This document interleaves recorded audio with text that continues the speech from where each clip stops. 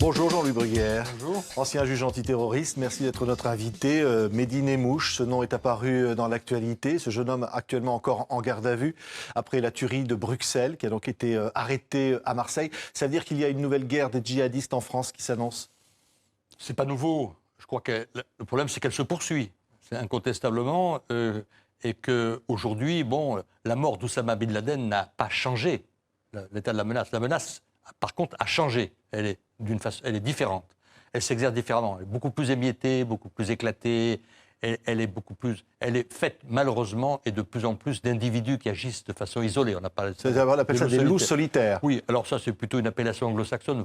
Pourquoi pas? Mais je veux dire, le problème, c'est qu'on n'est plus dans des filières constituées, dans des structures, dans des cellules telles qu'on les avait connues jusqu'en 2006-2007, avec les précédentes zones de djihad. Aujourd'hui, il n'y a pas de différence de nature, de mon point de vue, entre ce qu'il y avait avant et après. Il y a simplement une différence donc quantitative, et je vais dire de magnitude, oui. car c'est sans précédent, ce nombre. C'est-à-dire, on parle de 700 djihadistes, donc de retour de Syrie, 700, qui sont actuellement en France, qui peuvent être actifs. Mais au TV5, vous êtes là, donc au TV5 Monde, il faut savoir qu'il y en a plus de 2000, si vous voulez. Quand vous savez qu'aujourd'hui, on le voit bien avec l'affaire de Bruxelles, il y a une pénétration et les gens, des Français opèrent en Belgique et vice-versa. Et la Belgique a toujours été un réservoir important de djihadistes. Et la Belgique envoie beaucoup plus proportionnellement de djihadistes en Syrie que nous par rapport à sa population. Là, elle ne connaissait pas Mehdi Nemmouche officiellement. Hein. Non, mais tous ces gens-là, je veux dire, bougent. Dans les réseaux que nous avions avant, c'était des réseaux qui passaient en Allemagne, l'Italie, traditionnellement la Belgique et les Pays-Bas. Et l'Italie et également l'Espagne. Donc 700, probablement, oui, d'accord, mais il faut avoir raisonné de façon beaucoup plus globale. Ça veut dire, Jean-Louis Bruguière, c'est un échec ce qui s'est passé là? Il ne faut pas parler en termes d'échec, si vous voulez. Le problème, c'est que l'échec, si on parle d'échec, là aussi on donne des gages, où on fait une incitation pour tous ces groupes. Ce n'est pas simple, je veux dire. Aujourd'hui, ce n'est pas simple parce que on a un flot important. On a beau avoir des filets qui sont avec un maillage très fin. Lorsque la pression est très forte, le risque qu'un poisson, quelque chose passe à travers le filet est beaucoup plus important. Je crois qu'il va falloir qu'on modifie probablement notre stratégie. C'est-à-dire, vous dites aujourd'hui, il faut changer tout. Non, il ne faut pas tout changer. Mais ce que non, on a même certainement les services de renseignement dans ce domaine les plus performants qui existent au monde, reconnus partout, y compris par nos amis américains. Là, on connaissait le parcours de ce jeune homme, et finalement, on n'a rien pu faire jusqu'à cette tuerie. On a eu le parcours comme on en connaît d'autres, si vous voulez. La DCRI, la DGSI maintenant, suit un nombre considérable d'individus. Vous savez, on ne parle de terrorisme que lorsqu'il y a un drame, malheureusement. Tous les jours, il y a des succès. Tous les jours, il y a des individus qui sont interpellés, neutralisés ou détectés, etc. et suivis. Donc, c'est un travail, une traque permanente H24, qui ne se fait pas uniquement avec la France, mais avec nos partenaires européens et également américains ou d'autres pays. Donc, il y a une véritable toile. Alors, qu'est-ce qu'il faudrait faire qui n'est pas fait aujourd'hui? Alors, si vous voulez, moi, je crois qu'il y a plusieurs problèmes qu'il faut regarder en face et avec des postures politiques beaucoup plus fermes. Je pense que le problème de la radicalisation est un vrai sujet qui a été négligé, sur lequel il faut que l'on fasse. C'est-à-dire en prison, par exemple, on dit la radicalisation se fait d'abord en prison. Tous les processus qui sont en amont et qui conduisent un individu brutalement à changer d'habitude et devenir violent et devenir dangereux. C'est-à-dire passer dans le champ de la violence et passer dans le champ de la répression, pour le coup. Et là, effectivement, il y a probablement un hiatus parce qu'on n'a pas ce qu'il faut encore pour faire de la détection. Il faut mettre plus d'imams dans les prisons, par exemple? Il faut probablement plus mobiliser, avoir une structure juridique plus adaptée, plus sensibilisée. On a fait ça, le gouvernement l'a fait avec cette plateforme, je veux dire, ce numéro vert. Mais vous vous rendez bien compte que ce n'est pas suffisant. Ce n'est pas suffisant, c'est-à-dire qu'on n'est pas à la mesure du danger. Bien sûr que non. Il va falloir avoir un cadre réglementaire et puis surtout des moyens et puis faire en sorte, mettre dans le coup, si je puis dire, la société civile. Si vous voulez. Donc tous ceux qui sont en capacité de détecter des signaux très faibles et qui sont au contact. La famille, bien sûr, mais il y a aussi tout le milieu scolaire. Et il y a le milieu associatif. Là, on voit bien dans le cas présent que la famille dit que c'était un garçon charmant, très gentil, très intelligent. Que les gens n'ont pas cette capacité. Et en plus, il y a en France, vous le savez bien, une espèce de répugnance à ce qu'on peut appeler la délation, c'est-à-dire à tomber dans le répressif. C'est pas dans notre culture. On n'est pas des Suisses, on n'est pas voilà. Alors ça, c'est un véritable problème. Deuxième problème important qui n'est pas nouveau et qui n'a jamais été traité, c'est la prison. La prison est incontestablement un lieu de radicalisation. Il faut des prisons spéciales pour accueillir ces gens-là? il faut faire quelque chose. Il y a plusieurs possibilités. On ne peut pas continuer à avoir une surpopulation pénale comme on l'a, en mélangeant en permanence des jeunes délinquants qui sont déstructurés, faibles, qui sont des proies, et des individus dont l'objectif est précisément de faire du politique et du recrutement. Et ils le font, et c'est comme ça. C'est une véritable machine à fabriquer des djihadistes. Donc on ne peut pas continuer comme ça.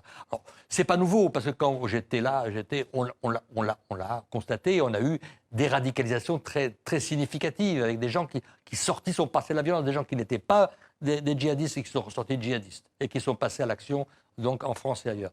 Donc là, je pense effectivement, on ne va pas construire de nouveaux établissements pénitentiaires. On n'a pas la ressource financière, bon.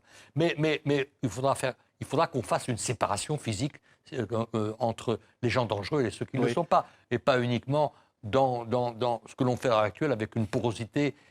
Peut-être faire ce qu'ont fait les Italiens à une époque. Dans les années 80, les Italiens, confrontés aux Brigades Rouges, ont dit on va mettre les brigadistes dans des prisons à part. Voilà. Oui. Et puis les autres ailleurs. Et la prévention hors de la prison. Alors ça, vous disiez tout à l'heure, de 2000 djihadistes aujourd'hui. Il y a une véritable menace de nouveaux Mera, de nouveaux Nemouche demain. Vous voyez bien que tous ces individus qui partent de façon très spontanée, hors filière, d'une façon très réactionnelle, avec beaucoup de facilité. Donc Nemouche, lui, a été prudent. Il a pris un itinéraire pour ne pas se faire détecter. Donc déjà, il était déjà dans une vraie radicalité. Mais la plupart passent par la Turquie. Et la Turquie, force est de constater, faire masser les yeux. En tout cas, je n'ai pas le sentiment qu'il y ait du côté turc une vraie volonté politique de freiner. Bon, il laisse faire. Bon. Or, il n'y a pas besoin de visa. Et une fois qu'on est en Turquie, on passe assez aisément. Donc, on aurait pu arrêter Nemouche avant. On peut toujours arrêter quelqu'un. Il y a des gens qui sont aujourd'hui arrêtés, vous ne savez pas qu'ils le sont. C'est une fois que le drame s'est passé, comme l'affaire Mera, qu'on vous dit on aurait dû faire. On pouvait le faire, mais au stade, probablement, moi je ne connais pas l'enquête, mais les éléments étaient probablement insuffisants à ce stade pour qu'on passe de la simple surveillance faite par le renseignement, des fameuses fiches S, à une action judiciaire. Une action judiciaire suppose quand même qu'il y ait des éléments constitutifs, et même avec l'action de malfaiteurs, même avec les lois que l'on a, qui sont parmi probablement les plus répressives, ou peut-être le pays où il y a les lois les plus répressives en Europe. Il faut les rendre encore plus répressives, il faut les mettre, Ruguer. Peut-être pas la répression, des armes plus dédiées, parce qu'il y a des problèmes d'incrimination. On ne peut pas agir par, je veux dire, en étendant une législation à une autre. Il faut probablement légiférer. Pas trop légiférer, parce que moi je trouve qu'on a trop tendance à trop légiférer, mais il va falloir probablement faire une réflexion pour avoir une arme, je veux dire aujourd'hui, beaucoup plus dédiée, beaucoup plus spécifique, compte tenu de la particularité de la menace, pour atteindre ces individus qui vont se radicaliser. Donc je dis une action en amont beaucoup plus forte et qu'on a faite, et qui inclut donc la problématique de la prison et de la répression, parce que aussi il faut que la répression soit effective. Et les annonces que l'on a ne semblent pas aller telles qu'elles sont faites dans le bon sens. C'est-à-dire la réforme pénale. Sur l'effectivité des peines, si vous voulez, l'effectivité de la répression. On est dans un état de droit. Un état de droit, il n'y a que la loi et la justice qui peut apporter donc, une réponse. Ou alors, donc vous dites que la mesure de réforme pénale ne devrait pas...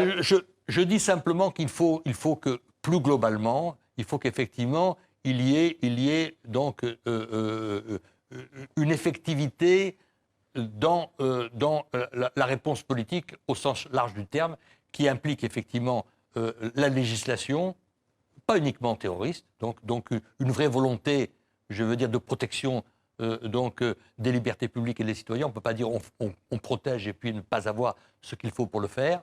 Je pense que là-dessus, il y a... Le gouvernement actuel a fait montre d'une réelle fermeté. Valls a fait un peu... mais je pense qu'il faut aller beaucoup plus loin et il faut que ça se traduise, pas uniquement par un certain nombre d'éléments concrets. Renforcement des moyens, peut-être plus que l'on ne le fait de la DGSI, ou des forces qui sont en capacité, des moyens matériels, des moyens humains. Et puis effectivement, prendre à bras le corps le problème de la radicalisation. Aussi, il y a le problème de l'Internet. Oui. Le problème de l'Internet, peut-être faudra-t-il, et moi je pense qu'il faut le faire comme ça avait été proposé par l'ancien gouvernement, de pouvoir non pas fermer les sites parce qu'ils vont se réouvrir ailleurs. Ils ne sont pas hébergés en France, très compliqué, mais on peut être incriminer donc, et poursuivre ceux qui consultent habituellement des sites à des fins non pas de formation à des fins terroristes, non pas pour des raisons académiques ou des raisons, je veux dire, de recherche ou pour des journalistes. Oui, ça va de soi. Mais lorsqu'on peut arriver à dire des gens qui ont un certain profil, qui regardent de façon habituelle et dont on sait qu'ils sont dans un processus de radicalisation, avoir le moyen pour le faire et peut-être donc leur intérêt de le faire ou en tout cas réprimer ce genre d'action. Donc merci. Il y a pas mal d'axes donc à explorer. Merci beaucoup Jean-Louis Bruguière d'avoir été l'invité de TV5 Monde.